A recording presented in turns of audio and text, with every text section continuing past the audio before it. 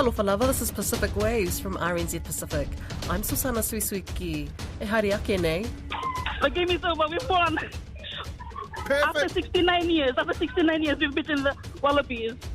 The Flying Fijians create history by defeating Australia in the Rugby World Cup. Wana Navu Fiti. Also, Pacific leaders will meet with US President Joe Biden very soon. And later, our relationship with these countries that we visit is most important. a US-led humanitarian mission arrives in Samoa. Fijians are celebrating after their rugby team pulled off a stunning World Cup upset early Monday morning, beating Australia for the first time in 69 years. Fiji took the lead in the first half with 4 penalty kicks from Simeone Kurivoli. They followed that up in the second half with an early try, which Kurivoli converted. Australia got the difference back to 7 with a 68-minute try, but Fiji held on to win at 22-15, much to the delight of their adoring fans. RNZ Pacific's Elias Totora witnessed the upset in St. Etienne.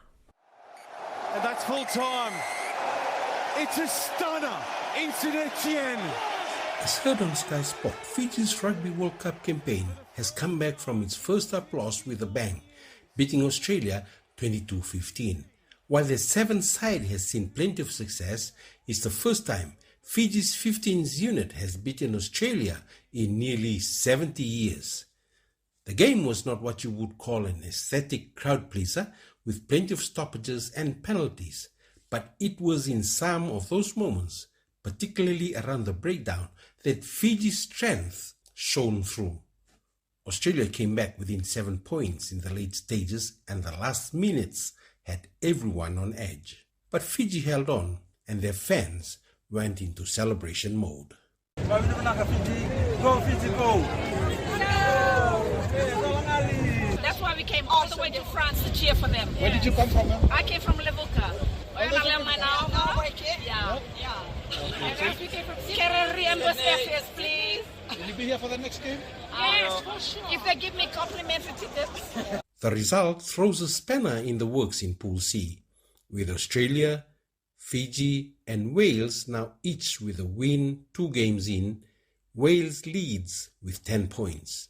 Fiji and Australia both have 6 points. It keeps Fiji's chances of progressing alive, and their lead from the front skipper Waisea Nadelevu told Sky Sport they went into the game with a finals mindset. What I told the boys today is our final. Today will determine whether we want to go up in the quarters. So our mindset today was to come in this week, do or die. So we come here, give our best, we will fight till the end, and the result will take care of itself. If Wales beat Australia next week, and assuming Fiji beats both Georgia and Portugal, Fiji will progress to the second round. If Australia gets up over Wales, it will likely come down to goal difference. Fiji will next face Georgia on October 1st Pacific time. In other results of the weekend, Samoa hammered Chile 43-10, while Tonga went down to world number 1 Ireland 59-16. Both are still able to qualify for the knockout rounds. Samoa is second in Pool D after England beat Japan this morning to top the group. Coach Vao Vasamanaia Seilala Mapusua says it was a relief to finally hit the field. Their first game was in the second block of matches 8 days after tournament opener. Really happy to get the win. We've been waiting for a while to play our first game, so to be able to do that and walk away with maximum points is a great start to our campaign. I thought Chile were amazing, and we knew that they were going to be up for this game, so we knew that we had to grind out a win. The next opponent is Argentina on Saturday morning, Samoa time. For Tonga, making the quarterfinals will likely require knocking over either South Africa or Scotland in Pool B. The Kaletahi face the Scots on September 25th, Tonga time. Pacific leaders are due to meet with US President Joe Biden after the UN General Assembly, which gets underway in New York this week. The full schedule for US Pacific Summit has yet been finalised, but New Zealand's Foreign Affairs Minister Nanaia Mahuta has confirmed it will be taking place on Monday next week US time. Ms. Mahuta departs for New York and the UN meeting this week off the back of attending the Pacific Islands Forum Foreign Ministers meeting in Suva, Fiji last week. Lydia Laws spoke with the minister on Monday ahead of her departure about the outcomes of the Suva meeting. This meeting was a meeting for foreign ministers, and the leaders' meeting will take place in November.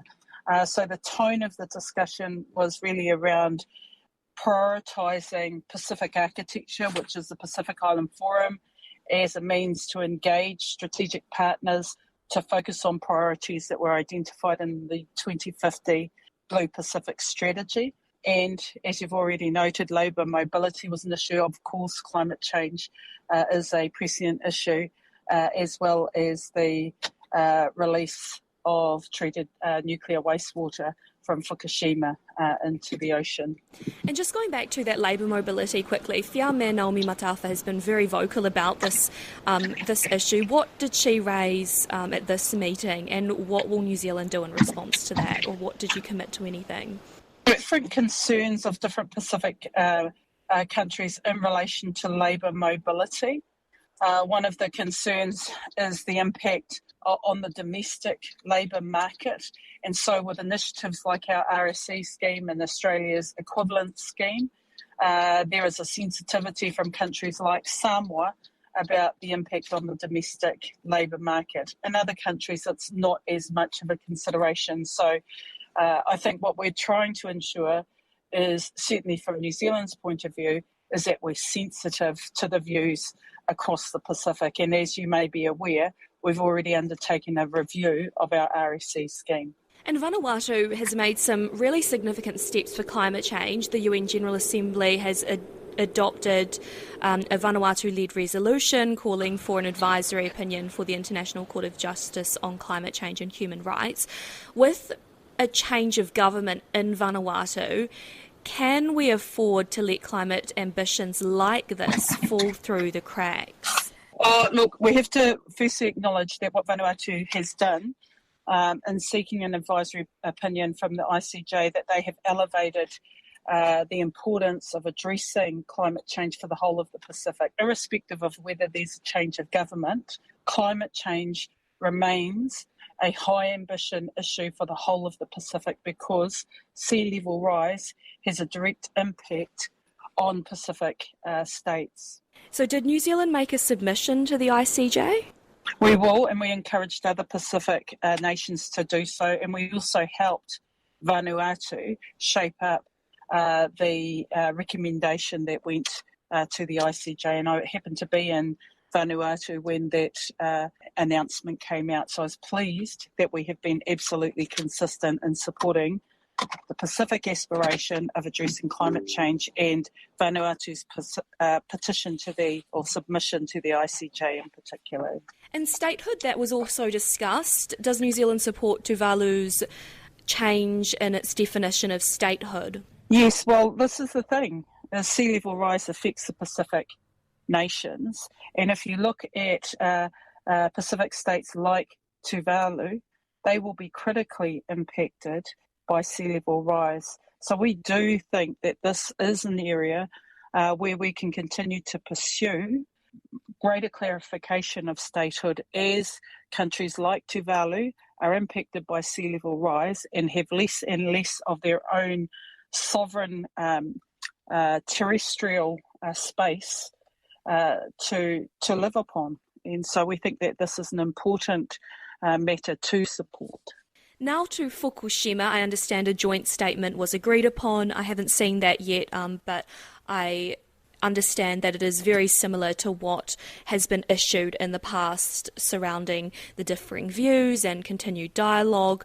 But moving forward, will a Labour-led government strengthen its stance on this Fukushima issue, and particularly ahead of the leaders' meeting in Rarotonga, which is just after the election? Would you take options to that forum meeting to support small island states, some of which want to take Japan to court? What will you do to actually support them, not just, enhancing dialogue, which has been the line that I've heard many times?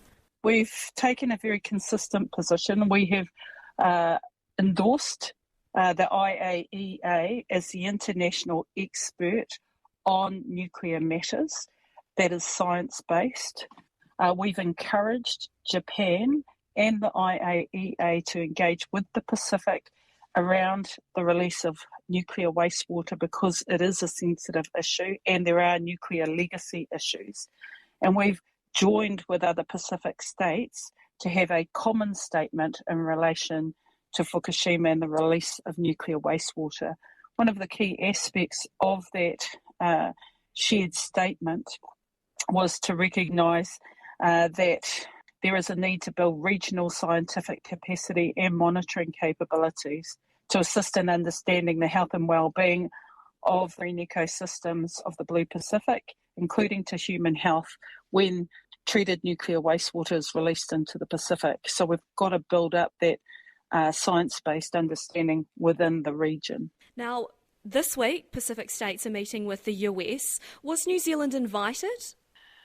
Yes, New Zealand and Australia were invited as a grouping of the Pacific Island Forum, and it's going to be important that we continue to engage proactively with strategic partners in the Pacific region. So will you be attending this meeting? Are you heading to the US?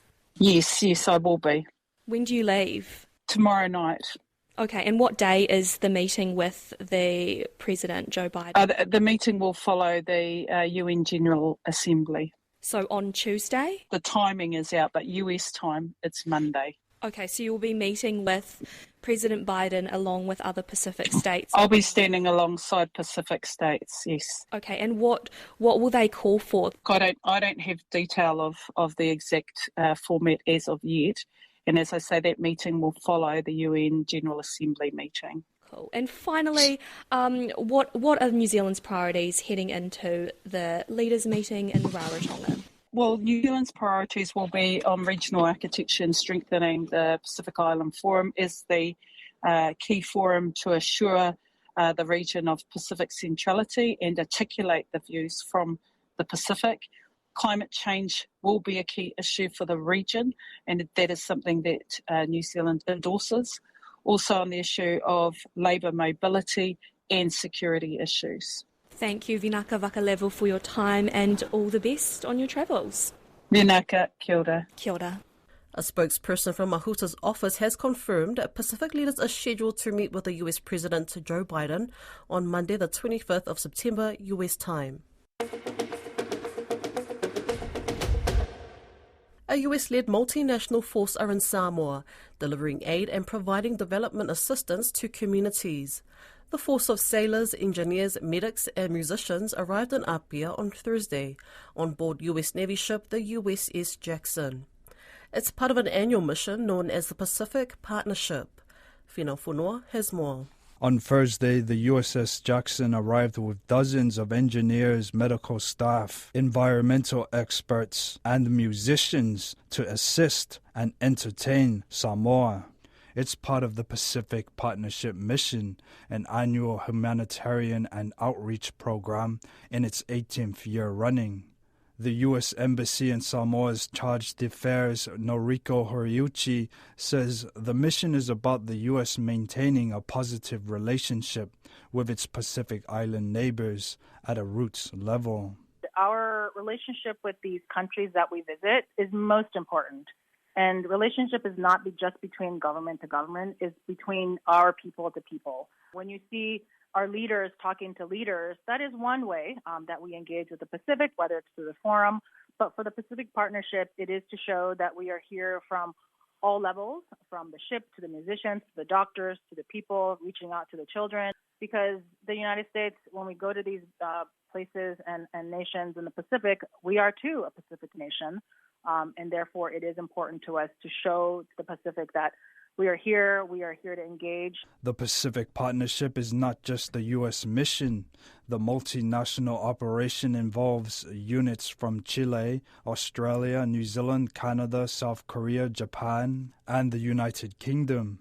The deputy commander of the mission, British Royal Navy Captain Joe Dransfield, says it's a joint effort that fosters positive friendship on all levels of engagement. It's a wonderfully diverse mission, and we've literally got medical teams going out working side by side with the host nation, sharing knowledge, learning from each other. We then have teams of engineers who are looking at potential future projects, mostly US engineers. We've had the Republic of Korea engineers involved. We've just come this morning from a fabulous engagement at a school here in Samoa, which was a combination of the United States Pacific Woodwind Quintet playing alongside a Zumba event, just to really get to that diversity. So you will have found several of us leaping around. So yeah, it's greatly diverse.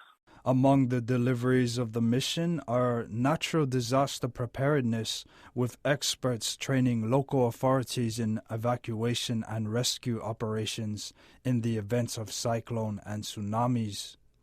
Medics assist Samoa's hospitals in the treatment of patients, and engineers offer their consultations for potential development projects. There's also religious and emotional support. Royal New Zealand Navy Chaplain Richard Lander says he's been a part of the outreach program counselling vulnerable and disadvantaged people. We're just fully aware of our Pacific neighbours and friends. That faith is incredibly important, and that faith and life separated, and so to be able to come and encourage communities and organisations in that regard has been awesome. The USS Jackson departs Samoa next Wednesday, September 20th. That's Pacific Waves for today. Don't forget you can listen back on rnzi.com/programs. We're also on Apple, Spotify and iHeartRadio podcasts. From myself and the RNZ Pacific team, Tofa Soifua.